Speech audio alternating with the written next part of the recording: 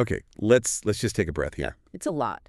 Because if you're listening to this deep dive right now, you know that the world looks, well, fundamentally different today than it did yesterday. It really does. It is Saturday, February 28th, 2026.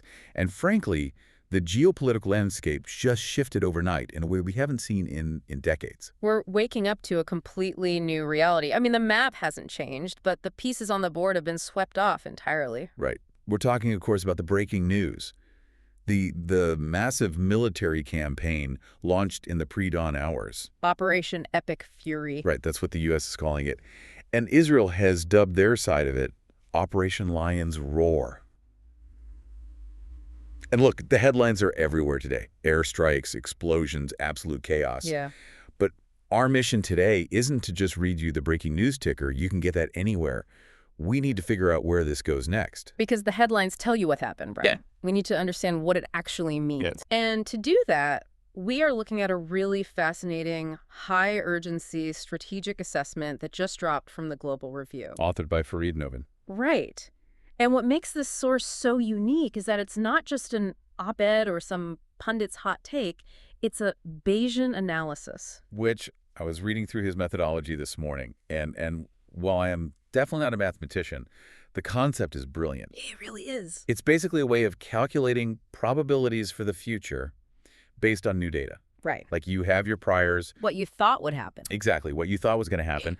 And then a massive black swan event occurs, and you have to mathematically update your entire prediction model. That's the core of it. Most analysts just stick to their original prediction no matter what happens, but Bayesian analysis forces you to update your priors when the facts change. And the facts definitely changed last night. Novin isn't guessing. He's assigning probability weights to different scenarios.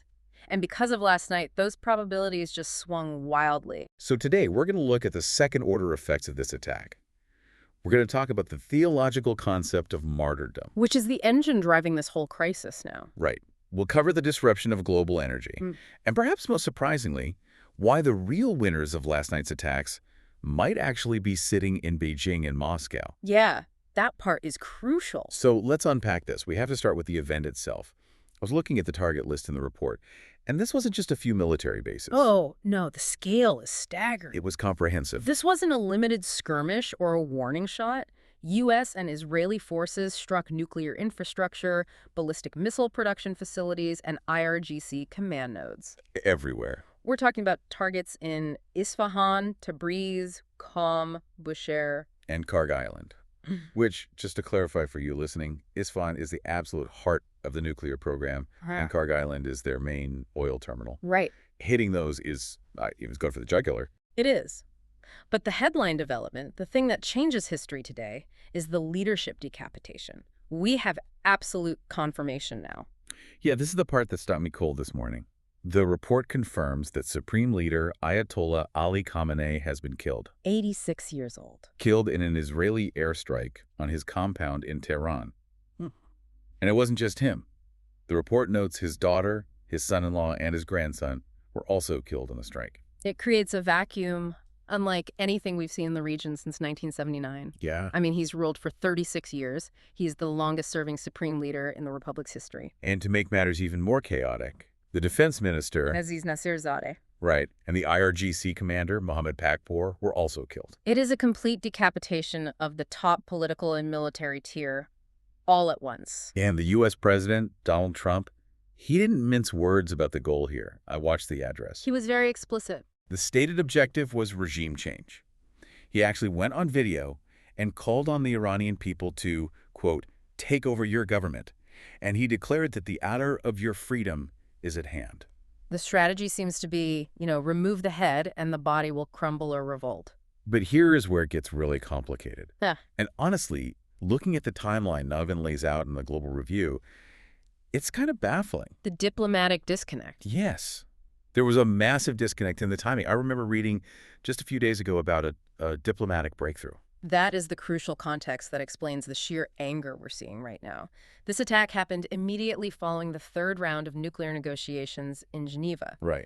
In fact, Iran had submitted a written proposal just 36 hours before the bombs fell. 36 hours. So they literally put a peace deal on the table, and the response was an airstrike. From the Iranian perspective, yes, absolutely. Right. And the Omani foreign minister, and keep in mind, Oman is usually the main mediator here, he had described peace as, quote, within reach. So imagine the psychological impact of that. You are sitting at a negotiating table, you hand over a paper, and 36 hours later, your supreme leader is dead. It reads as a total betrayal of the diplomatic process. Exactly. That feels like a massive whiplash. And I noticed the report mentioned our allies were completely left in the dark, too. That's a major friction point right now. The G7 partners, the U.S.'s closest allies, were not notified in advance. They just woke up to They it. found out when the rest of us did, when the explosion started appearing on social media. So you have a decapitation strike, a stated goal of regime change, and a diplomatic process that was essentially blown up alongside the targets. Literally and figuratively. Now, I want to pivot to something the source spends a lot of time on, and this is why I love doing these deep dives. Most news channels are talking about missile types and payloads right now. Right. Novin's report talks about theology. Why does a quantitative strategic analyst care about religious history? Because if you don't understand the theology, you get the entire strategy wrong. Explain that. Well, the U.S. and Israel appear to be operating on a standard shock and awe theory. The idea that hitting the leader destroys morale and shatters the system. Break their will to fight. Exactly. But Novin argues that in Shia Islam, this narrative framework totally fails. You're right. The report brings up the Battle of Karbala. I know this is central to the faith, but help us connect the dots between a battle in the 7th century and a bunker buster in 2026. Sure. So in 680 CE, Imam Hussein, who is the grandson of the Prophet, was killed by the forces of the Caliph Yazid. Okay. In a Western military sense, Hussein lost. He was slaughtered. His camp was completely destroyed.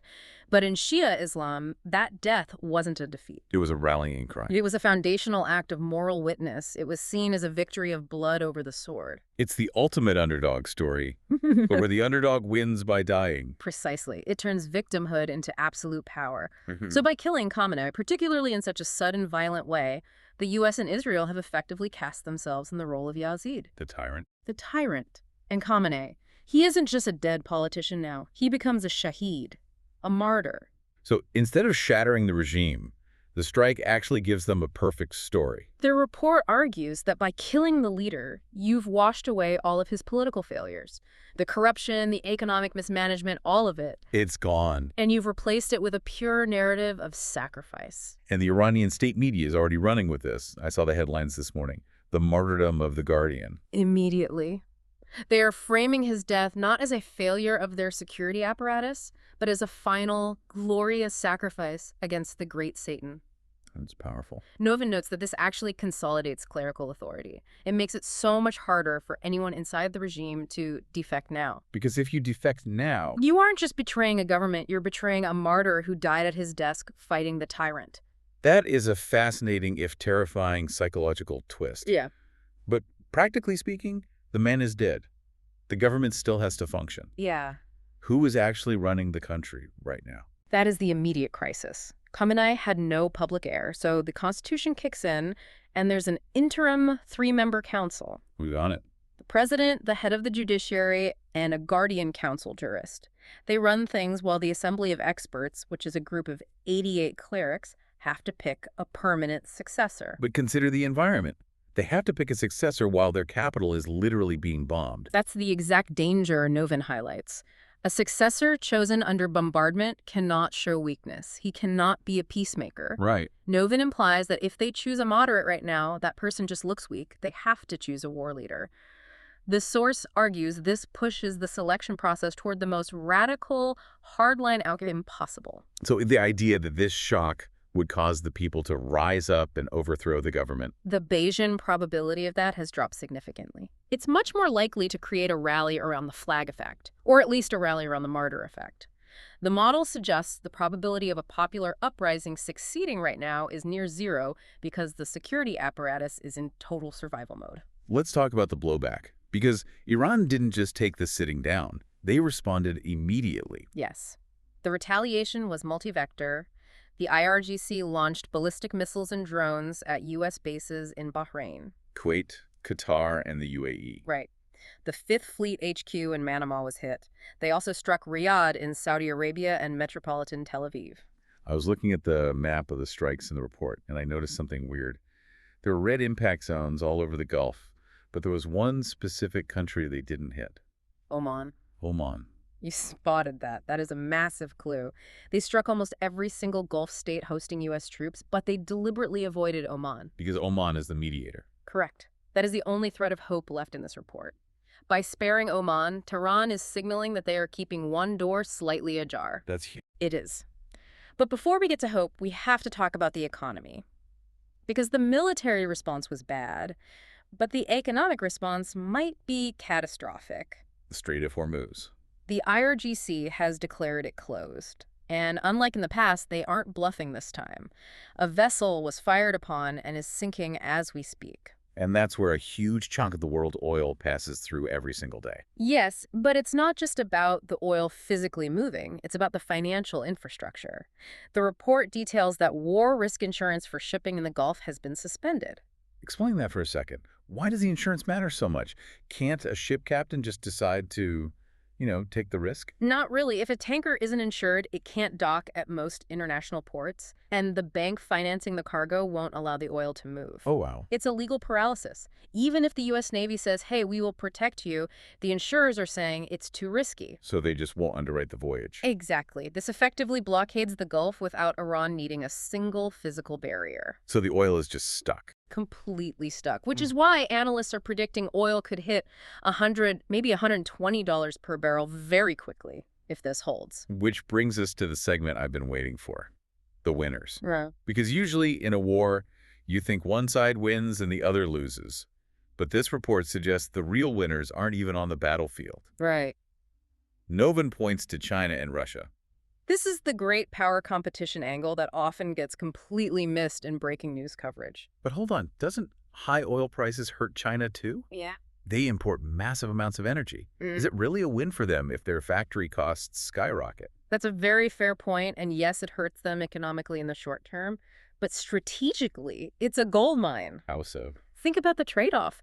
China and Russia, according to this analysis, actually want the U.S. absorbed in a prolonged Gulf conflict. It's a distraction technique. It's more than distraction. It's about munitions depletion. Every interceptor missile the U.S. fires to protect Tel Aviv or a base in Bahrain is a missile they do not have for a potential conflict in the Taiwan Strait or the Indo-Pacific. And those stockpiles aren't infinite. Far from it.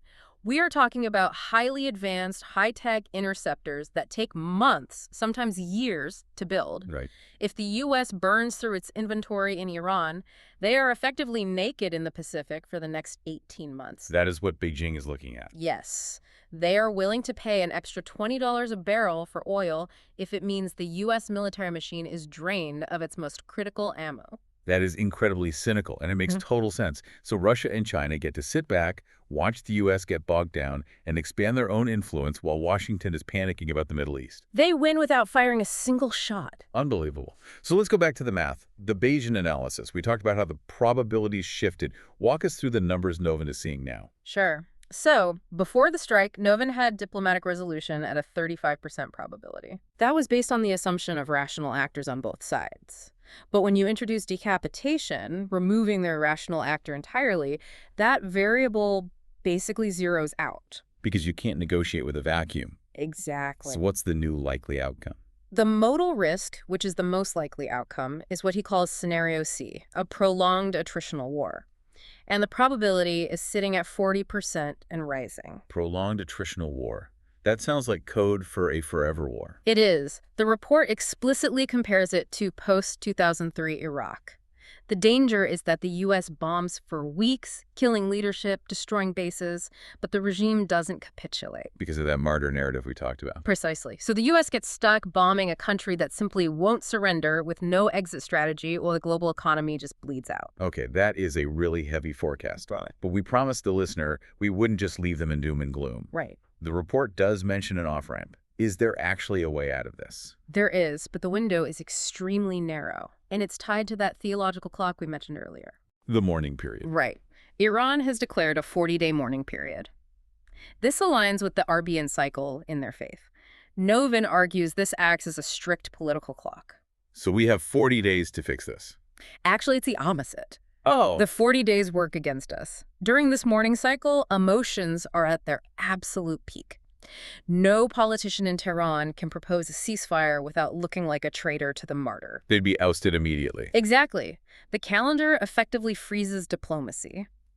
The argument is that diplomacy is only possible before a new supreme leader is fully installed and the narrative hardens completely. So we are talking about days, not weeks. Maybe 48 to 72 hours. And this is where Oman comes back in.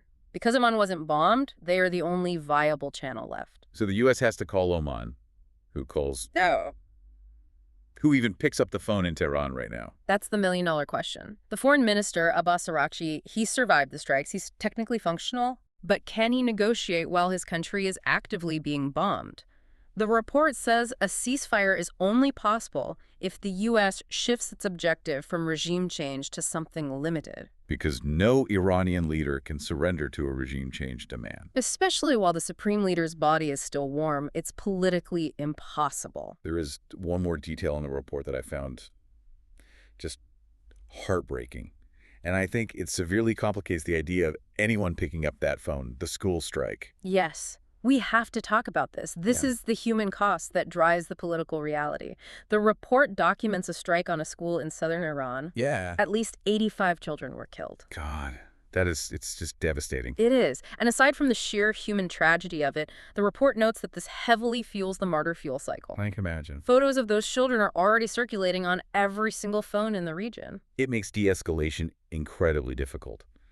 How do you tell a population to calm down when they are looking at those images? You can't. Public anger, real justifiable anger, is at a boiling point. It validates the hardliners who say, you cannot negotiate with these people, they kill our children. It creates a multi-generational recruitment base for the IRGC and local militias. Exactly. So we have a closing window for diplomacy, a hardening population, and a superpower burning through its ammo. What does this all mean for you listening right now? It means we need to look past the breaking news banners. The U.S. sought regime change. That was the input. Right. But the output, due to the complex reality of theology and regional politics, might actually be a massive consolidation of the very regime they tried to destroy. Coupled with a global economic shock that hits your wallet at the gas pump and raises your insurance premiums. And a strategic gift to China and Russia, who are just watching the U.S. exhaust itself. This has been a heavy deep dive, but I think it's so important to understand that these things don't happen in a vacuum. The why, the theology, the history, it matters just as much as the what. Absolutely. Strategy without context is just gambling. Before we go, I want to leave everyone with a thought from the source material that really stuck with me. Novin ends his report with a crucial distinction about the definition of strength. Yes, it's a very powerful conclusion. He writes that the choice facing the West right now isn't between strength and weakness. It is between strength as escalatory momentum. Which means just bombing because you can, without any sort of end plan. Right. Between that and strength as disciplined coalition management, which means working with allies to prevent total global chaos. That is the pivotal choice of the next 48 hours. Will we see discipline or will we see momentum? True strength might be having the discipline to pick up the phone and call Oman, rather than just loading another missile. We will be watching closely. Thank you for joining us on this deep dive. Stay safe, stay informed, and we'll see you next time.